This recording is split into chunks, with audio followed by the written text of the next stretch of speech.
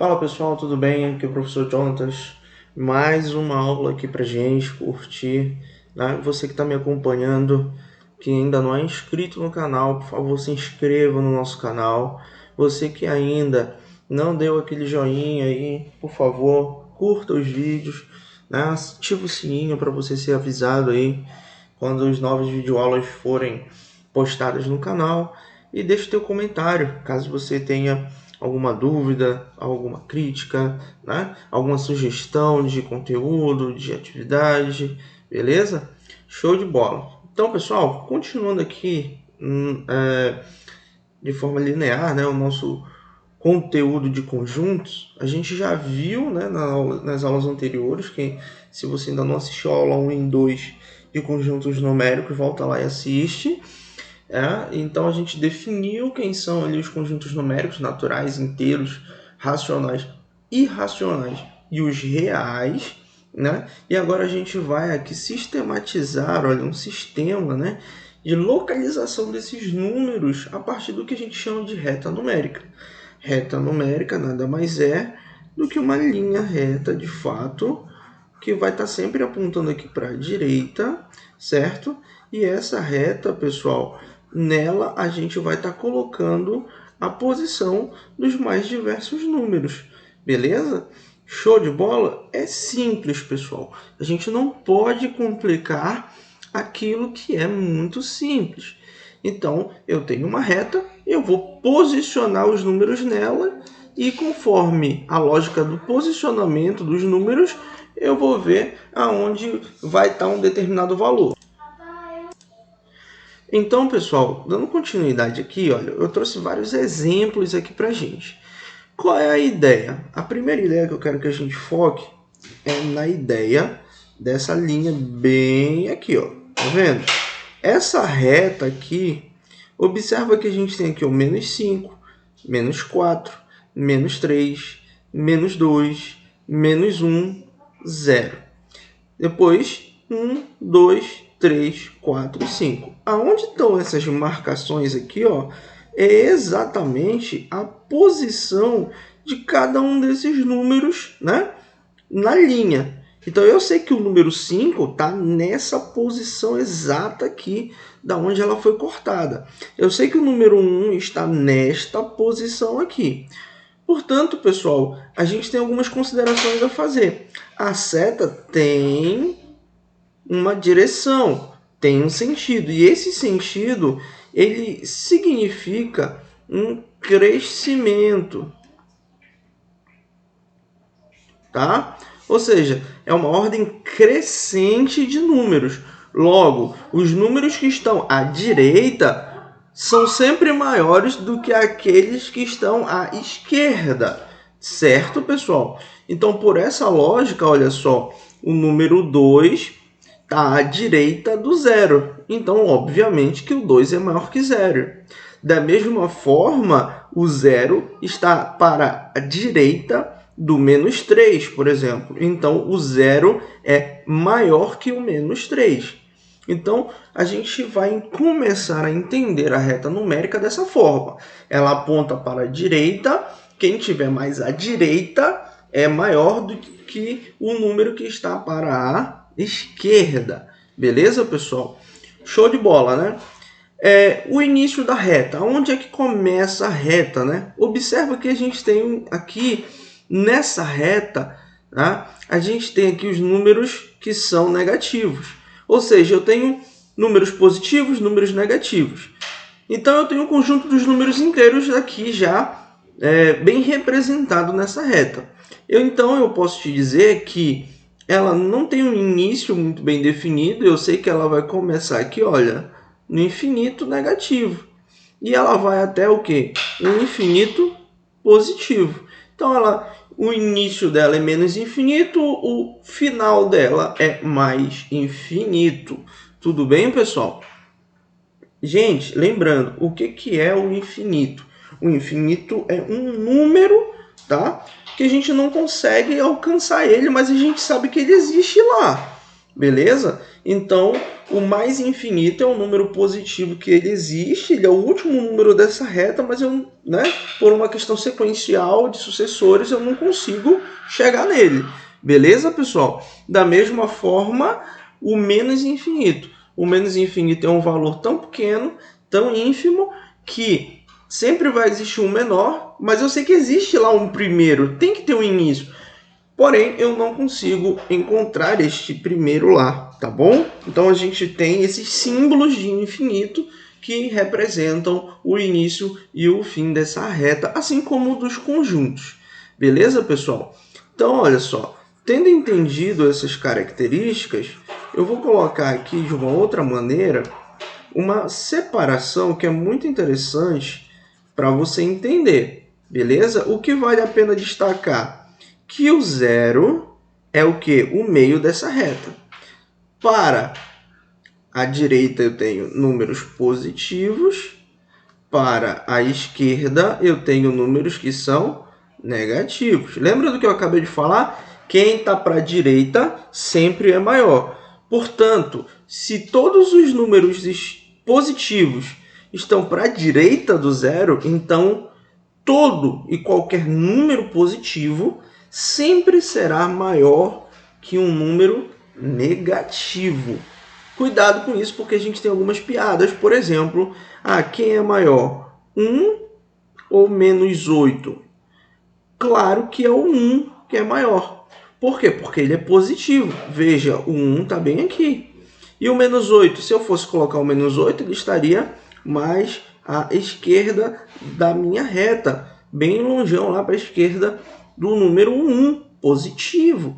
Tá bom, pessoal? Então, na hora de comparar os números, você precisa mentalizar a reta, colocar o número numa dada posição, e aí você vai pensar num outro número. Será que está para a direita ou para a esquerda do número que eu estou comparando? E aí você consegue enxergar quem é maior e quem é menor. Beleza, gente? Então, essa é uma forma da gente definir as grandezas numéricas, o tamanho delas. Pois bem, gente, você precisa lembrar desse esquema, tá bom? Sempre a gente vai ter essa comparação numérica e eu não quero que você tenha problema. Agora, gente, o que eu preciso que você entenda? Observe que a gente vai ter uma regrinha aqui. Eu botei aqui, para ficar mais fácil, mais compreensível para a gente, uma imagem de uma régua, tá? Observa aqui numa régua, entre o 0 e o 1, que é o sucessor natural do 0, né? Se eu pegar 0 e somar uma unidade, eu tenho o 1. Se eu pegar o 1 e somar mais uma unidade, eu tenho o 2. Pois bem, quando a gente fala de números naturais inteiros, é assim que funciona. Mas lembra da nossa aula de números racionais que eu te disse que número racional, ele vem colocar o quê? A divisão no jogo. Ele vem colocar a fração. Então eu vou pegar agora números e eu vou poder fazer divisões. Portanto, eu vou ter subvalores aqui, ó. Entre 0 e 1, eu vou ter agora 0,1, 0,2, 0,3, 0,4, 0,5, que nesse caso da régua corresponde a milímetros, né? Então eu tenho esses submúltiplos aqui, né? Subdivisores, múltiplos e submúltiplos do meu 0 e do 1 aqui, tá bom? Que no sistema de comprimento, na régua a gente consegue enxergar muito bem. Então, quando eu tenho, por exemplo, o número 1,2, esse número aqui, ele vai ter uma posição na minha reta. Então, se eu for pegar pela minha régua aqui, ó, 1,2 é esse carinha bem aqui. Esse carinha é 1,2. E se eu fosse colocar na minha reta numérica, por mais que não tenha esses milímetros, né, essas micro ranhuras, eu posso colocar um valor aqui mais pertinho do 1 e sinalizar aqui, ó, 1,2. Ok, pessoal? Eu posso pegar, por exemplo, algumas divisões. Se eu pegar, por exemplo, 5 dividido por 2. Então, veja, na divisão, do 5 sobre 2, eu vou ter um resultado que é 2,5. Onde é que fica esse 2,5? Pô, é 2,5. Então, eu vou marcar aqui, ó, 2,5. 2,5. E da mesma forma, os negativos. Eu poderia ter menos 3,8. Pô, esse número negativo aqui é próximo de menos 4. Então, eu tenho 3, 4. Eu vou marcar aqui algo próximo do menos 4, menos 3,8. Show de bola, pessoal? Então, os números racionais também vão se fazer presentes aí. Daí, pessoal, eu coloquei essa imagem aqui de baixo, tá? Essa aqui, ó, tá bom? E aqui a gente tem representações dos números racionais, como o meio, né? Como o 1,5, né? Como o menos 1,5, o menos 3 sobre 4, são números racionais. São valores que a gente tem aí uma divisão envolvida. 3 sobre 4 eu preciso dividir, vai dar lá 0, alguma coisa, negativo nesse caso. E, obviamente, eu também vou ter a presença de quem? Olha aqui, quem é esse cara? A gente falou dele, né? Lá da historinha de Pitágoras. Esse cara é um número irracional, né? Então, os números irracionais, eles também vão ter as respectivas posições deles. Então, o raiz de 2 é 1,41, né? Aproximadamente. Então, veja que ele está aqui bem pertinho do 1,5, tá bom? Da mesma forma, ele é negativo, ele vai ser menos 1,4. Então, esse cara aqui, ó, menos 1,41. É mais ou menos isso. Então, vê que ele está aqui bem pertinho também do 1,5, tá, pessoal? Então, todos os números vão estar representados, certo? Dentro da nossa reta numérica. Então, né, a gente não vai ter lacunas nessa reta numérica aí. Se a gente pudesse pegar essa reta numérica aqui, por exemplo, se eu pudesse pegar um trecho dessa reta numérica e ampliar, eu iria descobrir infinitos valores aqui dentro.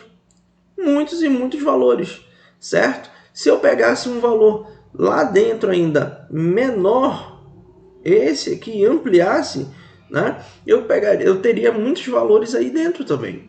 Por quê, pessoal? Por quê? Porque eu tenho uma seguinte questão. Veja bem, e aí eu peço que você venha raciocinar um pouquinho comigo aqui, tá bom? Qual o sucessor de um número racional? Qual o sucessor de um número racional, pessoal? Né? Para pensar, vamos lá. Vou até passar aqui para o quadro um pouquinho aqui para a gente ter uma parte mais em branco. Porque a gente sabe que do número natural, né? Quem é o sucessor do 1? Poxa, é o 2. Que o sucessor do 2 é o 3. Beleza, mas vamos pegar, por exemplo, o 2 e o 3. Pensando em números racionais. Poxa, 2 é um número racional? Sim, também pode ser chamado de número racional, porque eu também posso escrever ele como uma divisão. Então, o que eu posso fazer? Depois do 2, o número sucessor natural dele é 3. Certo, gente? Então, se eu pegar 2 mais 3 e dividir isso por 2, olha, isso vai dar 5 sobre 2, que eu vou encontrar 2,5. O 2,5, qual é a posição do 2,5? É justamente o meio entre esses dois valores naturais. 2,5 está entre 2 e 3.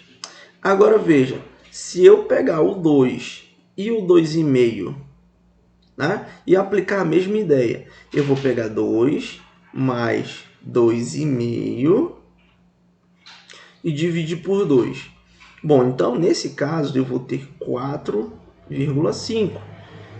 Por 2, a minha resposta vai dar 2,25.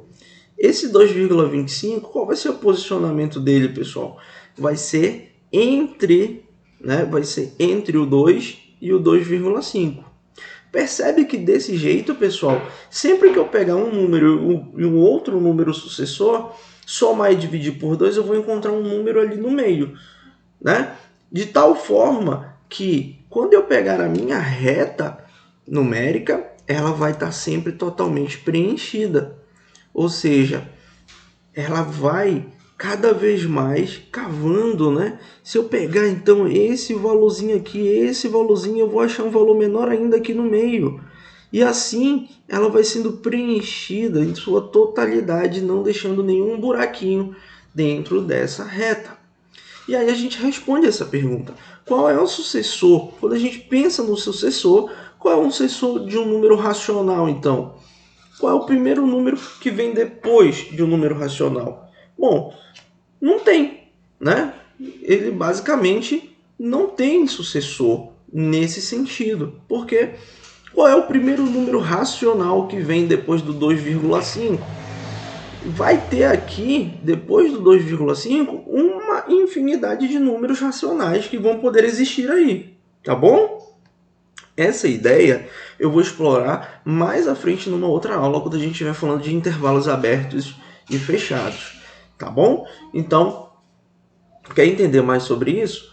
Vamos para essa aula de conjuntos e a gente vai falar de intervalos abertos e fechados. Você vai entender um pouco melhor isso aqui, de quem é, né, os vizinhos ali de um número racional. É bem legal. Mas, para toda e qualquer questão, a nossa reta tem todos os números reais dentro dela e não deixa nenhum buraquinho, e a gente precisa, de uma forma geral, saber a posição desses valores para poder dizer se um valor é maior do que outro e futuramente poder entender também gráficos mais complexos. Show de bola, pessoal? Então eu vou ficando por aqui. Se você gostou da aula, não esquece do joinha, tá bom? Compartilhe o canal com seus amigos. Vão estudar matemática. Matemática é muito legal. Você vai aprender sobre diversas coisas e eu espero estar contribuindo com o teu conhecimento, com o teu aprendizado. Tamo junto, pessoal!